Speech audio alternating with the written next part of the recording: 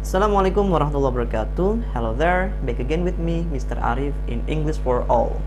On this video today, you are going to learn about simple present tense. So let's check it out.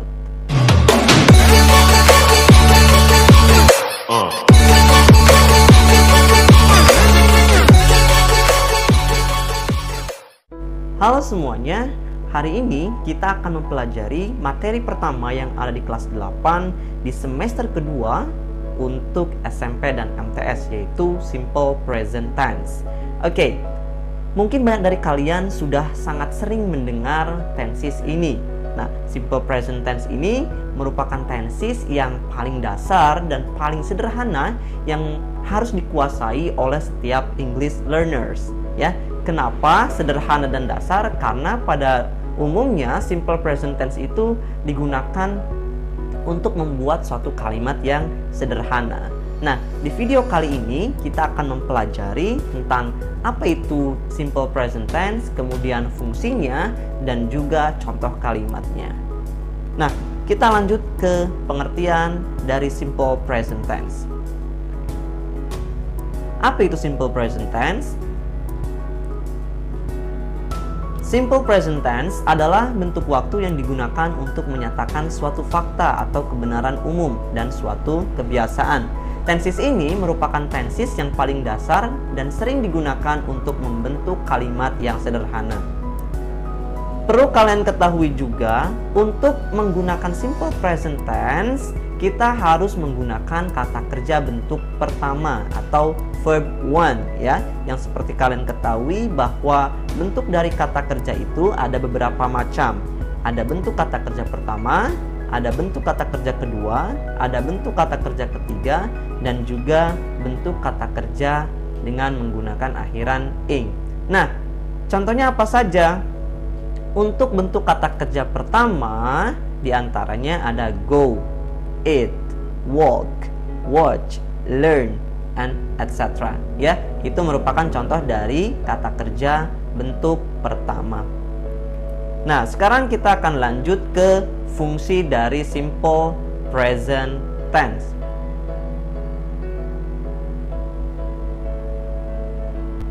Apa saja fungsi dari simple present tense? Nah, untuk fungsi dari simple present tense ini yang pertama adalah untuk menyatakan general truth atau kebenaran umum. Dan yang kedua, fungsi dari simple present tense untuk menyatakan daily activities atau suatu kebiasaan. Nah, kita akan membahas satu persatu dari fungsi simple present tense ini. Yang pertama, simple present tense digunakan untuk menyatakan general truth atau kebenaran umum. Apa itu general truth? General truth merupakan suatu fakta atau suatu kebenaran yang kebenarannya sudah mutlak dan pada umumnya sudah diketahui oleh banyak orang. Nah, jika general truth ini merupakan suatu fakta atau kebenaran yang sudah banyak diketahui oleh orang, contohnya matahari terbit dari sebelah timur. Ya, itu suatu fakta, ya, suatu kebenaran yang sudah tidak bisa kita tolak lagi, sudah mutlak. Kemudian air mendidih pada suhu 100 derajat Celcius, ya. Itu juga sudah merupakan suatu fakta atau kebenaran yang sudah mutlak. Kemudian bumi itu bulat. Nah, itu pun sudah merupakan suatu fakta atau kebenaran umum yang sudah banyak orang tahu. Nah, untuk menyatakan general truth atau kebenaran umum ini dalam simple present tense, kita dapat menggunakan dua bentuk kalimat. Yang pertama adalah nominal sentence dan verbal sentence. Oke, di pelajaran sebelumnya pasti kalian sudah mempelajari apa itu bentuk nominal sentence dan verbal sentence. Nominal sentence merupakan kalimat yang di dalamnya tidak memiliki kata kerja utama, tapi digantikan dengan kata kerja bantu. Sedangkan verbal sentence merupakan kalimat yang di dalamnya memiliki kata kerja utama. Oke, contoh dari general truth. Yang pertama menggunakan bentuk dari kalimat nominal atau nominal sentence, memiliki rumus subject plus to be plus complement. Oke, contohnya. Contoh yang pertama, the earth is round. Ya, subjeknya the earth, to be dari the earth itu is, kemudian complement atau pelengkapnya round, ya. Adjective. Jadi bumi itu bulat. Kemudian contoh yang kedua, the fire is hot. Api itu panas, ya. Subjeknya the fire, kemudian to be-nya is, kemudian complement atau pelengkapnya adalah hot. Kemudian bentuk yang kedua yaitu dalam bentuk verbal sentence. Bentuk verbal sentence memiliki rumus subject plus verb 1 plus complement. Kita lihat contohnya. Water boils at 100 degrees Celsius. Ya, air mendidih pada suhu 100 derajat Celsius. Jadi subjeknya water, verb 1-nya boils, kemudian complement atau pelengkapnya adalah at 100 degrees Celsius. Kemudian kalimat yang kedua, the sun rises in the east. The sun rises in the east. Matahari terbit di sebelah timur. Ya, subjeknya the sun, verb 1-nya rises, kemudian complementnya in the east, ya, keterangan tempat. Itu merupakan contoh dari simple present tense yang digunakan untuk menyatakan suatu kebenaran umum atau general truth. Nah, sekarang kita akan lanjut ke fungsi yang kedua dari simple present tense yang digunakan untuk menyatakan daily activities atau kebiasaan. Apa itu daily activities atau kebiasaan? Daily activities merupakan suatu kegiatan yang sering kita lakukan sehari-hari atau suatu kebiasaan. Nah, suatu kegiatan yang sering kita lakukan lebih dari sekali, ya, 2 kali, 3 kali, 4 kali itu sudah menjadi suatu kebiasaan. Dan biasanya untuk menyatakan suatu kebiasaan itu dibutuhkan adverbs of frequency. Apa itu adverb of frequency? Adverb of frequency merupakan suatu keterangan tentang seberapa kali suatu kegiatan atau aktivitas itu dilaksanakan. Apa saja contohnya? Nah, untuk adverb of frequency yang pertama adalah sometimes, yang artinya kadang-kadang. Kemudian usually, biasanya, always, selalu, often, sering, rarely, jarang, seldom, jarang, never, tidak pernah. Jadi untuk menyatakan suatu kebiasaan, lebih baik harus mengandung dari adverbs of frequency ini. Nah, untuk menyatakan daily activities atau kebiasaan dalam simple present tense bisa terbagi ke dalam 3 bentuk kalimat. Yang pertama adalah kalimat positif, kalimat negatif, dan kalimat interrogatif. Oke, kita akan bahas bentuk yang pertama yaitu kalimat positif atau positive sentence. Nah, bentuk kalimat positif dari simple present tense, ya, khususnya pada verbal sentence, yaitu rumusnya subject plus adverb of frequency plus verb 1 plus object plus complement. Kita lihat contohnya. Contoh yang pertama, he sometimes walks to school in the morning. Subjeknya he, adverb of frequency yang digunakan sometimes, kemudian verb 1-nya walks, kemudian objek yang ditujunya yaitu to school, complementnya atau pelengkapnya itu in the morning, merupakan keterangan waktu. Dia kadang-kadang berjalan ke sekolah di pagi hari. Nah, bisa kita asumsikan bahwa kalimat tersebut merupakan suatu kebiasaan karena dia melakukannya lebih dari 1 kali. Kemudian contoh yang kedua, she often visits your house. Ya, subjeknya she, adverb of frequency-nya often, verb 1-nya visit, kemudian objeknya your house, ya. Dia sering mengunjungi rumahmu. Kemudian contoh yang ketiga adalah they usually watch TV in the evening. Mereka biasanya menonton TV di malam hari. Subjeknya they, adverb of frequency-nya usually, kemudian verb 1-nya watch, kemudian objeknya TV, kemudian complement atau pelengkapnya in the evening. Oke, kita lihat catatan untuk kalimat positif, ya. Untuk membuat kalimat positif ini khusus untuk kata ganti orang ketiga tunggal he, she, dan it, kata kerja atau verb setelahnya harus ditambahkan huruf s, is, ies di belakang kata kerja.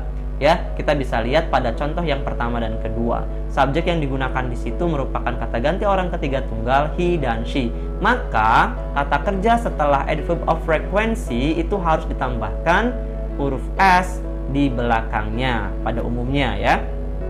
Nah, he sometimes walks, she often visits ya. Nah, jadi karena subjeknya he dan she, maka kata kerjanya harus ditambahkan huruf s. Sedangkan they ya, they usually watch tetap dalam bentuk kata kerja pertama ya.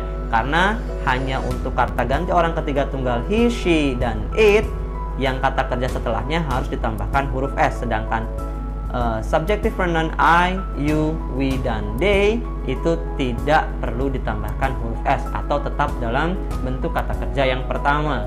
Sekarang kita lanjut ke kalimat negatif atau negative sentence dari simple present tense ya, khususnya di verbal sentence. Untuk kalimat negatif memiliki rumus sebagai berikut: subject plus do or does plus not plus verb one plus object plus complement. Contohnya kita bisa lihat. Contoh yang pertama, he does not play video game in the morning. Ya, subjeknya he, kemudian diikuti oleh dummy verb does, kemudian diikuti oleh not sebagai negasi, kemudian kata kerja pertamanya play, kemudian objek yang dimainkannya di situ video game, kemudian complement atau pelengkapnya di situ merupakan keterangan waktu in the morning. Dia tidak bermain video game di pagi hari, harusnya ya, di pagi hari, bukan di malam hari. Kemudian contoh yang kedua, she does not read a book in the library. She does not read a book in the library. Subjek yang digunakan she, kemudian dummy verb atau kata kerja bantunya di situ does, kemudian diikuti oleh kata negasi not, kemudian kata kerja pertamanya read, objek yang dibacanya adalah buku, kemudian keterangannya di situ merupakan keterangan tempat in the library. Oke, dia tidak membaca sebuah buku di perpustakaan. Kemudian contoh yang ketiga adalah I do not come to your house. Saya tidak datang ke rumahmu. Subjeknya adalah I, kemudian dummy verb yang digunakan itu do, kemudian diikuti oleh not, kemudian diikuti oleh kata kerja pertama come, kemudian objeknya yaitu to your house. Oke, kita lihat catatan dari bentuk kalimat negatif. Untuk kalimat negatif ini tidak berlaku penambahan huruf s, is, dan ies di akhir kata kerja. Jadi, adanya penambahan huruf s di akhir kata kerja itu hanya berlaku pada kalimat positif, sedangkan di dalam kalimat negatif, penambahan huruf s pada kata kerja itu tidak berlaku walaupun subjek yang digunakan yaitu kata ganti orang ketiga tunggal he, she, dan it. Kemudian pada bentuk kalimat negatif, untuk kata ganti orang ketiga itu harus menggunakan kata kerja bantu ya atau dummy verb yaitu does ya. Kata kerja bantu does. Jadi he, she, dan it menggunakan does. He does, she does, it does. Sedangkan I, you, we, they itu harus menggunakan do. I do, you do, we do, they do ya. He does not, she does not, it does not, I do not, you do not, we do not, they do not. Oke. Sekarang kita lanjut ke kalimat tanya atau kalimat interrogatif dalam simple present tense khususnya pada verbal sentence. Oke, kalimat tanya atau interrogative sentence memiliki rumus sebagai berikut. Diawali oleh dummy verb atau kata kerja bantu do atau does plus subject plus verb one plus object plus complement. Sekarang kita lihat contoh dari kalimatnya. Nah, yang tadinya di kalimat negatif dummy verb do dan does itu ada setelah subjek ya. Sekarang pada kalimat tanya interrogative sentence itu do dan does harus dipindah ke depan ya. Do dan does di sini dia akan memiliki arti sebagai apakah. Oke. Nah, contoh yang pertama, do they go to school every morning? Ya, do they go to school every morning? Kenapa di sini harus menggunakan do? Karena subjek setelahnya itu they ya. Ingat, I, you, we, they itu harus menggunakan do, sedangkan she, he, it harus menggunakan does. Maka dari itu subjek untuk kalimat yang pertama di sini adalah they, maka dummy verb yang digunakan harus do. Do they go to school every morning? Ya.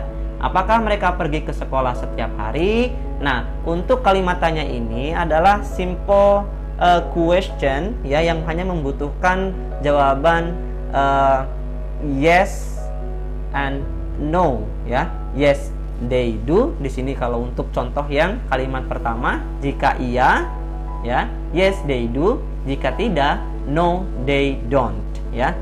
Yes they do jika iya jawabannya, dan jika tidak, no they don't. Oke. Contoh kalimat yang kedua ada does she learn English in the class ya.